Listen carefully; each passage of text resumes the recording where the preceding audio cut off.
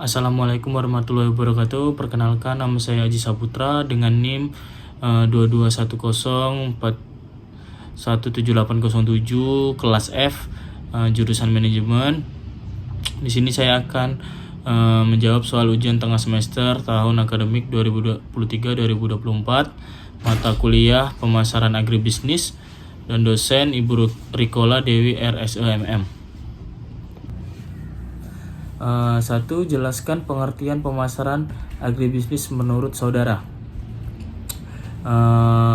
Pemasaran agribisnis mengacu pada kegiatan pemasaran yang terkait dengan produk-produk pertanian dan hasil-hasil agribisnis lainnya. Ini mencakup semua langkah dari produksi hingga konsumsi produk-produk tersebut.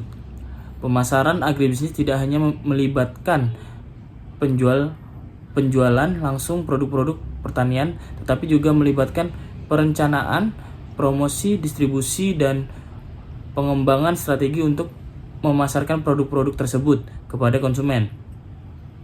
Dalam konteks pemasaran agribisnis, penting untuk memahami seluruh rantai pasokan, mulai dari petani atau produsen hingga konsumen akhir. Ini melibatkan pemahaman tentang kebutuhan konsumen, perilaku pasar, teknologi, regulasi, pemerintah, dan faktor-faktor lain yang mempengaruhi industri pertanian. Pemasaran agribisnis juga memperhatikan aspek-aspek seperti pengemasan, branding, dan inovasi produk untuk meningkatkan daya tarik dan nilai tambah produk pertanian.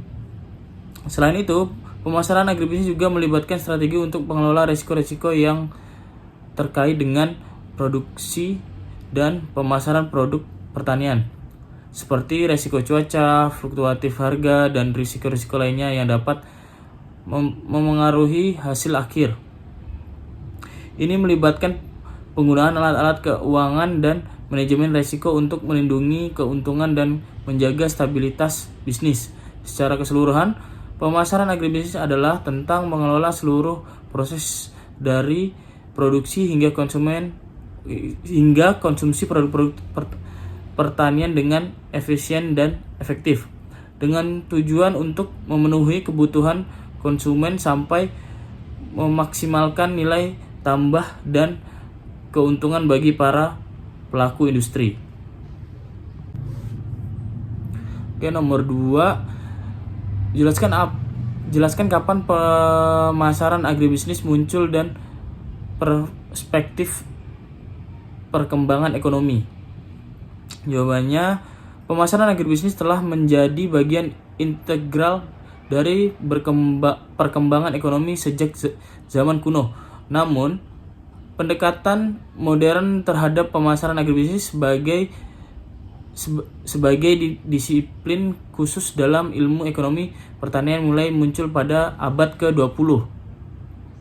Ketika revolusi industri dan perubahan teknologi memengaruhi cara produk-produk pertanian produksi, didistribusikan, dan dikonsumsi. Sebelumnya, pemasaran produk pertanian cenderung lebih sederhana dan terlokalisasi, dengan produsen biasanya menjual langsung kepada konsumen atau melalui pasar lokal. Namun, dengan perkembangan transportasi, teknologi, pengelolaan makanan, dan globalisasi perdagangan, cara-cara pemasaran produk pertanian pun mengalami transformasi pada paruh kedua abad ke-20. Pemasaran agribisnis mulai dipahami sebagai disiplin yang mencakup strategi, teknik, dan konsep-konsep khusus untuk memasarkan produk-produk pertanian secara efektif dan efisien. Hal ini termasuk penelitian pasar, pengembangan produk, manajemen merek, distribusi, promosi, dan penentuan harga. Pentingnya pemasaran agribisnis semakin diakui seiring dengan perubahan kompleksitas pasar global dan tuntutan konsumen yang beragam. Para pelaku industri pertanian menyadari bahwa mereka perlu mengadopsi pendekatan pemasaran yang telah terencana dan strategis untuk tetap bersaing di pasar yang semakin kompetitif. Oleh karena itu, pemasaran agribisnis menjadi semakin penting sebagai bagian dari strategi pengembangan ekonomi di berbagai negara. Nomor 3, jelaskan dan berikan contoh tentang pengertian konsep-konsep berikut. A. Fungsi pemasaran. Fungsi pemasaran merujuk pada berbagai kegiatan yang dilakukan oleh perusahaan atau individu untuk mempromosikan, mendistribusikan, dan menjual produk atau jasa kepada konsumen. Fungsi pemasaran ini mencakup berbagai aktivitas seperti penelitian pasar, perencanaan produk, penetapan harga, promosi, distribusi, dan layanan pelanggan. Tujuan utama dari fungsi pemasaran adalah untuk memenuhi kebutuhan dan keinginan konsumen sambil mencapai tujuan bisnis perusahaan. Contoh, sebuah perusahaan makanan melakukan penelitian pasar untuk memahami preferensi konsumen terhadap produk baru. Berdasarkan penelitian tersebut, perusahaan mengembangkan produk baru yang sesuai dengan kebutuhan pasar dan melakukan kampanye promosi yang efektif untuk meningkatkan kesadaran dan minat konsumen terhadap produk tersebut. B. Lembaga pemasaran. Lembaga pemasaran mengacu pada organisasi atau badan yang bertanggung jawab untuk mengelola aktivitas pemasaran suatu produk atau jasa. Ini bisa berupa perusahaan, agen pemasaran, atau bahkan departemen internal dalam sebuah organisasi. Lembaga pemasaran ini juga bertugas untuk merancang, melaksanakan, dan mengelola strategi pemasaran agar produk atau jasa tersebut dapat berhasil dipasarkan kepada konsumen. Contohnya, sebuah perusahaan teknologi menggunakan departemen pemasaran internal yang terdiri dari manajer pemasaran, staf kreatif, dan spesialis media sosial untuk merancang dan melaksanakan strategi pemasaran untuk produk-produk mereka. C. Saluran pemasaran. Saluran pemasaran atau sering disebut juga sebagai saluran distribusi adalah jalur yang digunakan oleh produsen untuk mengirimkan produknya dari produsen ke konsumen akhir. Lalu pemasaran dapat melibatkan berbagai perantara seperti distributor, pedagang grosir, pengecer, dan agen penjualan. Tujuannya adalah untuk memastikan produk sampai ke tangan konsumen dengan efisien dan efektif. Contohnya, sebuah produsen pakaian bekerja sama dengan distributor besar yang kemudian mendistribusikan produk-produknya ke berbagai toko retail di seluruh negara. Konsumen kemudian dapat membeli produk tersebut di toko-toko tersebut dengan mudah dan gampang. D yaitu margin pemasaran.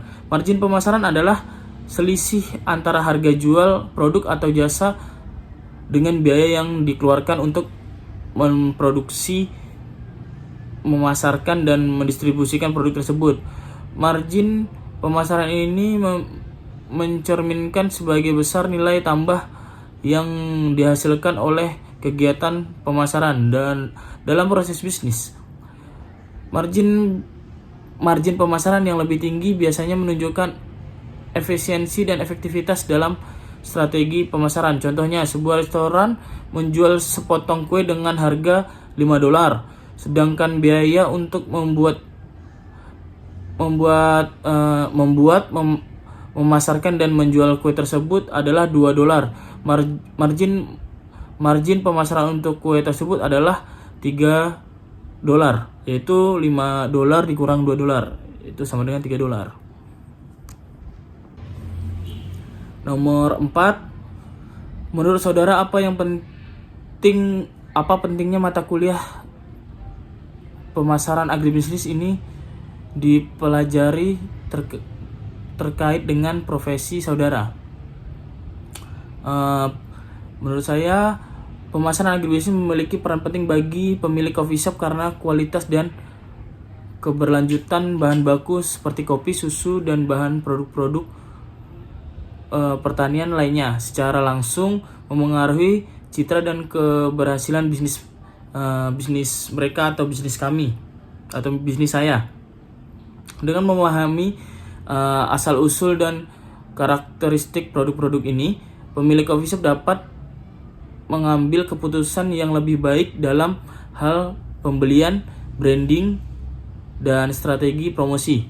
Ini tidak hanya meningkatkan kualitas produk mereka atau produk kami, tetapi juga membangun hubungan yang lebih kuat dengan produsen lokal dan menginspirasi konsumen yang semakin peduli tentang sumber daya dan keberlanjutannya.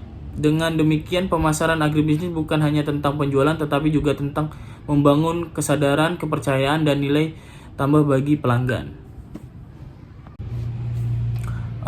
Nomor 5, yaitu ciri khas produk pertanian segar adalah perishable, voluminous, dan bulky. Apa pengertian ketiga istilah tersebut dan bagaimana keadaan ketiga istilah tersebut pada komoditi yang ada pada saat ini? 3 ciri khas produk pertanian agar disebutkan adalah perishable, voluminous, dan bulky. Berikut penjelasan singkat tentang masing-masing istilah. 1. Perishable, produk pertanian segar cenderung memiliki umur simpan yang terbatas karena sifat alaminya yang mudah rusak atau busuk. Hal ini disebabkan oleh proses alami seperti pembusukan, fermentasi, atau kerusakan fisik. Produk-produk ini memerlukan penanganan dan penyimpanan yang tepat serta pengiriman yang cepat agar tetap segar dan tetap bagus kualitasnya. Kedua, voluminous. Produk pertanian segar seringkali memiliki volume yang besar atau berat relatif terhadap nilai jualnya. Ini berarti produk-produk tersebut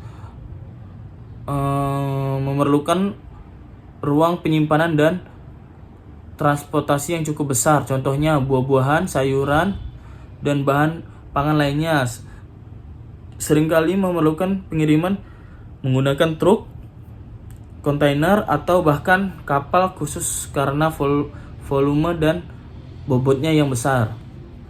Yang ketiga, bulky.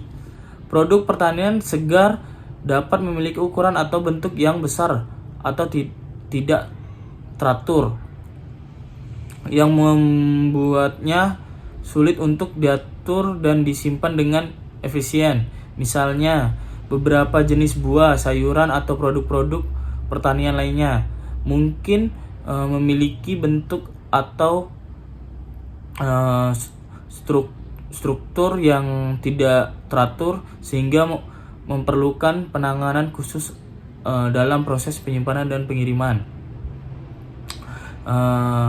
Keadaan ketiga istilah tersebut pada komoditi pertanian saat ini bervariasi tergantung pada jenis produk dan lokasi geografisnya.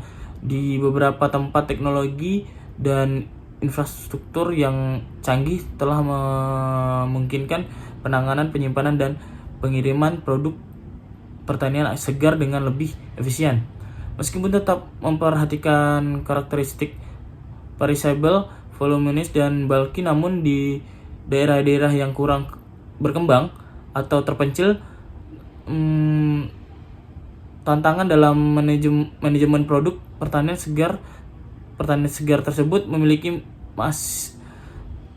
tersebut mungkin masih menjadi masalah. Inovasi tersebut muncul dalam hal teknologi pendinginan, pengemasan, dan transportasi untuk mengatasi tantangan-tantangan ini. Sekian adalah jawaban saya dari soal UTS pemasaran agribisnis. Sekian dari saya. Maaf jika ada salah kata. Mohon maaf dan terima kasih. Semoga dapat nilai bagus. Terima kasih. Dadah.